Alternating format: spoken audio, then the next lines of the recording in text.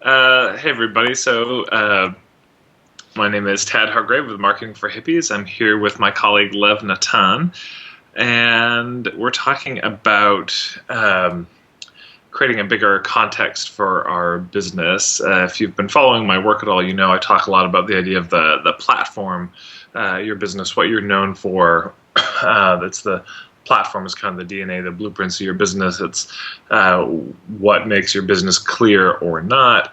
And I think it's really where authenticity in the business comes from. And one of the parts of that is this idea of what's the bigger why in your business, what drives it. I was just chatting with Lev about this whole notion of why in the bigger context, and he had some really interesting perspectives on it that I wanted to get him to share. So, welcome, Lev. Good to Thank you. see you. Thank you. Good to see Um, you. so, it's interesting. One thing I've noticed for sure in some of the painful business networking meetings I've gone to in the uh, personal development business scene is I'll sit down next to somebody and I'll say, what do you do? And very quickly they'll launch into something that sounds like, well, I have a vision of impacting 10,000 people and, like this. And there's often something about that that's felt a little insincere, a little flat, a little contrived and kind of put on.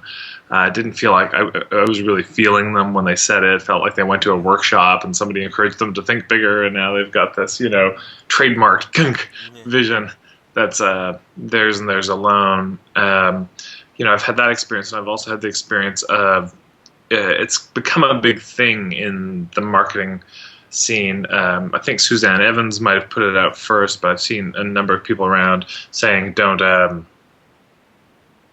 market your business, build a movement." Mm. And there's times where I've heard it and it's landed really well, and there's times where it's also felt kind of contrived. And just this notion that if you can build it, it's not a movement. That a movement isn't the result of one individual. It's part of the myth of our culture of that Martin Luther King Jr. started the civil rights movement, or Gandhi started the movement for British independence, and they were important parts of it, but just one part. And so it's interesting. And then Simon Sinek, of course, very popular with his book Start With Why.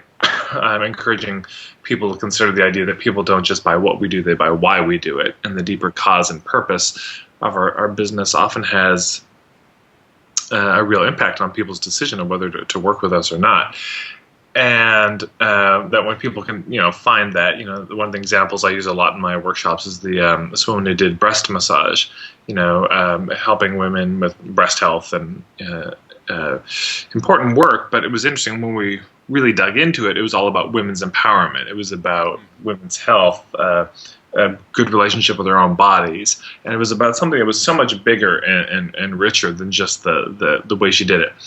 But all of this. I feel like it's become something that's where people are getting as more of an important thing to look at, and yet it feels like very sticky. It feels like a very tricky kind of land to navigate, because certainly you can give a pithy answer. You know, I just did a bunch of niching spiral interviews where I was helping people kind of figure out their niche and or take a step. And when I get to this question, why do you do what you do? The initial thing would often be a very pat kind of answer, and which felt so unsatisfying to hear. And then we would dig a bit, and I'd find something that really like, oh Mm. yeah, now I get it. Mm-hmm. So yeah, this is a really tricky terrain. I know you've been thinking about this a lot, so I'm just sort of curious to hear your thoughts on what you've learned and what you understand about that all at this point. Yeah, thank you for that's really laying out the terrain quite nicely. Yeah, I was taking a walk right before this conversation, and I was thinking, about my own experience becoming an entrepreneur over the last 4 or 5 years, and some of the struggles I've had, dealing with needing to put on a persona, or these authenticity issues, or considerations. And for me, obviously I'm my first client, right? It does it work for me? And for me, this perspective of a legacy vision has helped me over time, to it's not like it's not a pill, right? It's not to take the blue or the. I mean, in a certain sense, the blue or the red pill, that it's a pathway. It's more of a pathway than a pill. But it's a pathway that has empowered me to purify my truth, really, my intention, and has connected me to what I'm 32 years old, and I know what I'm going to be spending the next 50 years doing.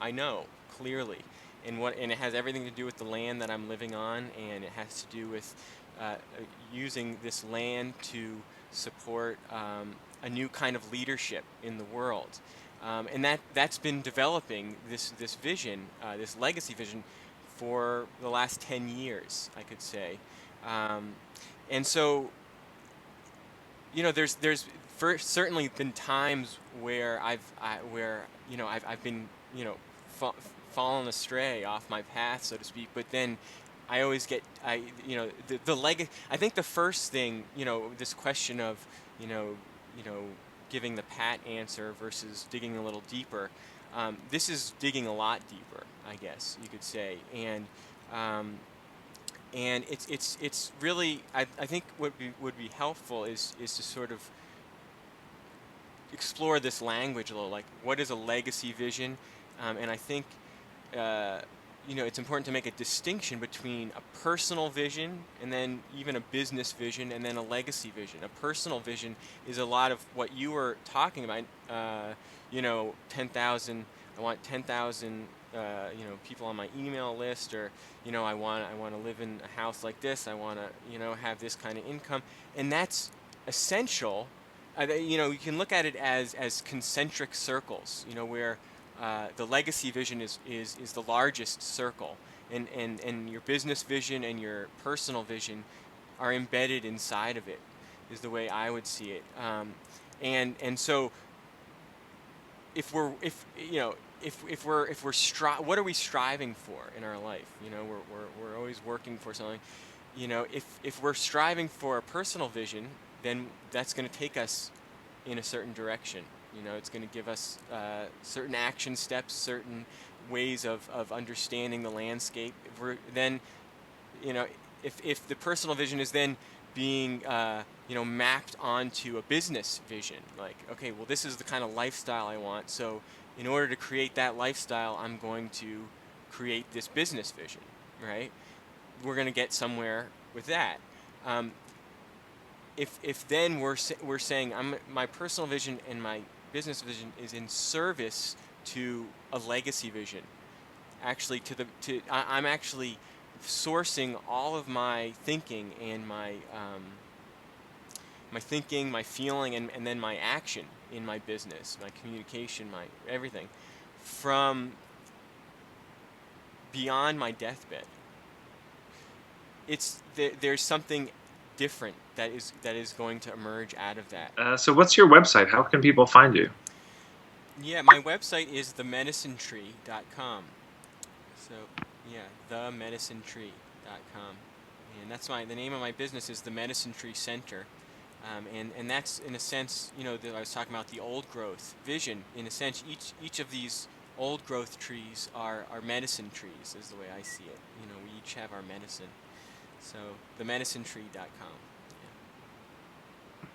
Perfect. Thank you so much. Such a pleasure reconnecting with you. And yeah, I encourage people to, if you resonate with what you've heard here, go check out Lev's work. And I look forward to touching base with you soon.